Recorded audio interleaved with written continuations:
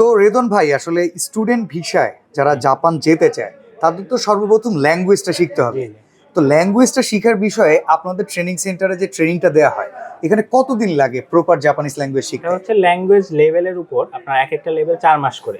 4 মাস করে। বেসিক লেভেলটা শিখে সেটা 4 মাস, পরের লেভেল যেটা N4 বলে তো সেটাও 4 মাসের। আচ্ছা, তো বেসিকটা শিখেও কি যাওয়া পসিবল? হ্যাঁ, স্টুডেন্ট ভিসার জন্য বেসিকটা শিখে যাওয়া যায়, আর আচ্ছা। যারা জব ভিসায় যাবে তাদের জন্য হচ্ছে দুইটা লেভেল, মানে বেসিক এবং অ্যাডভান্স একটা লেভেল, সেটা শিখতে হবে 4 মাস 8 মাস লাগবে তাদের। এখানে কি কোনো আইএলটিএস করার প্রয়োজন আছে?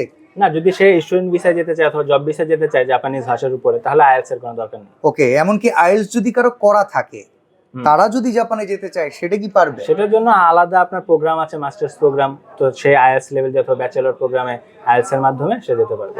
তো আপনাদের ইউনিলিংক এডুকেশনে এখন বর্তমানে জাপানিজ ল্যাঙ্গুয়েজ শেখার যে ট্রেনিংটা চলতেছে, পেমেন্ট কিরকম লাগবে, এটা কিরকম হচ্ছে টাকা প্রথম লাগবে? লেভেল যেটা N5 সেটা 15,000 টাকা, এবং N4 যেটা পরের লেভেল সেটাও 15,000 টাকা। এখন কেউ যদি একসাথে মানে ভর্তি হয় এবং এই ভিডিওর মাধ্যমে আসে, তাহলে হচ্ছে আমরা 5,000 টাকা ডিসকাউন্ট দিয়ে দুইটা লেভেল 25,000 টাকা রাখছি। ওকে, তো ভিউয়ার্স আসলে যারা জাপানে যেতে চান এডুকেশনের ব্যাপারে কিন্তু ইউনিলিংক এডুকেশন বাংলাদেশ থেকে জাপানে প্রচুর পরিমাণে স্টুডেন্ট পাঠাচ্ছে।